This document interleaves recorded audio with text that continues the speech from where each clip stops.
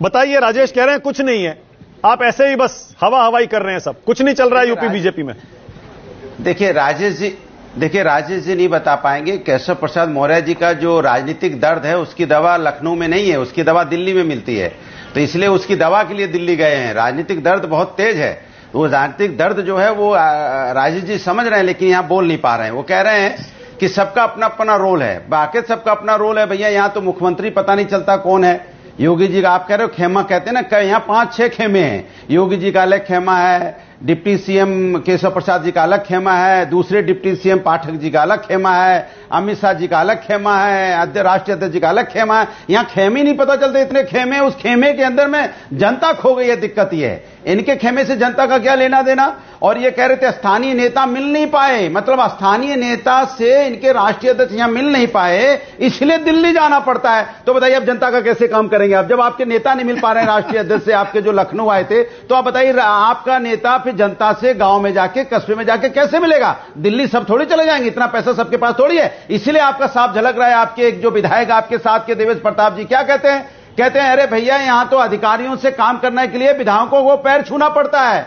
आप विधायकों के पैर छूने पड़ेंगे तो क्या ये आत्मसम्मान को ठेस नहीं लगेगी?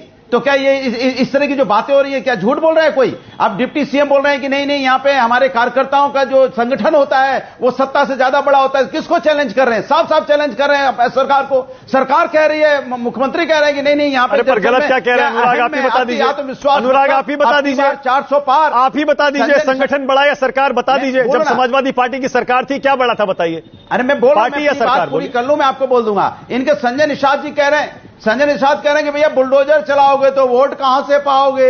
बुलडोजर चला दोगे, कभी पंतनगर में जाके बुलडोजर खड़ा कर दोगे, कभी जाके रहीम नगर में खड़ा कर दोगे, कभी अकबर नगर में खड़ा कर दोगे। अरे बुलडोजर ही ये घूमते रहते, लोगों का घर तो बसा नहीं सकते, लोगों का घर उजाड़ने में लगे रहते हो। पहली सरकार ऐसी आई है जो ना रोजगार दे सकती है, ना किसी घर बना सकती है, उजाड़ने में लगी है। अरे वो कह रहे हैं भैया मेरे पास पेपर है, सब कुछ है, लेकिन वहां से गायब, विधायक गायब, सांसद गायब, पार्षद गायब, लोग रो रहे हैं, चिल्ला रहे हैं, परेशान हैं, बच्चे बेचारे परेशान हैं, लेकिन सरकार के कान पे जू नहीं रखती। सरकार कितनी दूर रहती है भाई? पंतनगर से मात्र 3-4 किलोमीटर।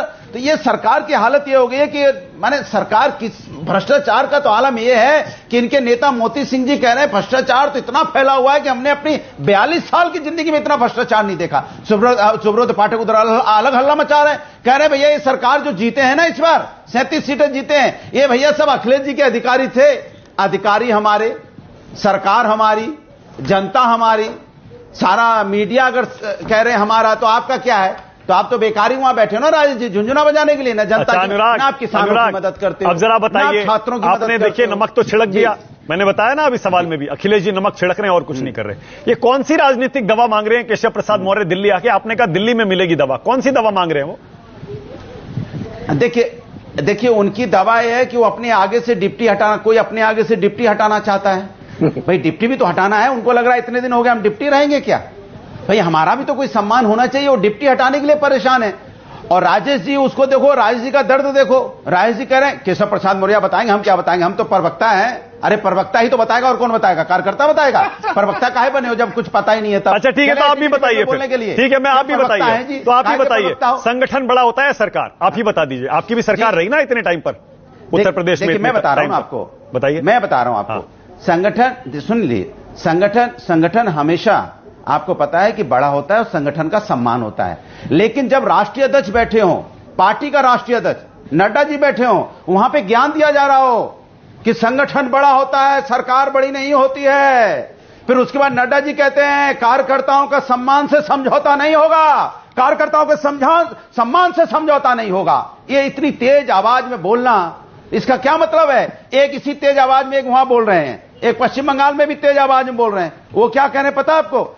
एक आपने गाना सुना होगा, फेटे गेलो काली रामे ढोल बोलो, सबका साथ सबका विकास होवे ना, सबका साथ सबका विकास नहीं होगा। तो क्या होगा भैया? क्या कह रहे हैं आप? जो हमारे साथ उसका विकास, यही तो उनका कहने का मतलब है। कहते बोलबो जो हमारे साथ सबका विकास बंद करो। माने क्या चाहते हो आप? 36% आपकी वोट आए, मान लो 100 में से अगर आप कैलकुलेट कर लो 36% लोग और जो 64% लोग हैं उनके लिए काम नहीं करेंगे आप। ओके आप देश की सत्ता में 36% लेके आ गए तो मतलब जो 64% के लोग हैं उनका विकास नहीं करना चाहते आप, इसीलिए आप परेशान हैं, इसीलिए आपके अंदर दर्द है, क्योंकि 64% लोग आपके सिर्फ एक बात कह के मैं रागिनी के पास जा रहा हूं, सिर्फ एक बात कह के मैं रागिनी के पास जा रहा हूं। अरे आप भी भुक्तभोगी हैं भाई, आपकी पार्टी भी बीच में से दो फाड़ हो गई थी, मंच पर कैसे खींचतान हो रही थी पार्टी के अंदर ही, चाचा भतीजे में सबने देखा, मुलायम सिंह जी बेचारे देखते रह गए।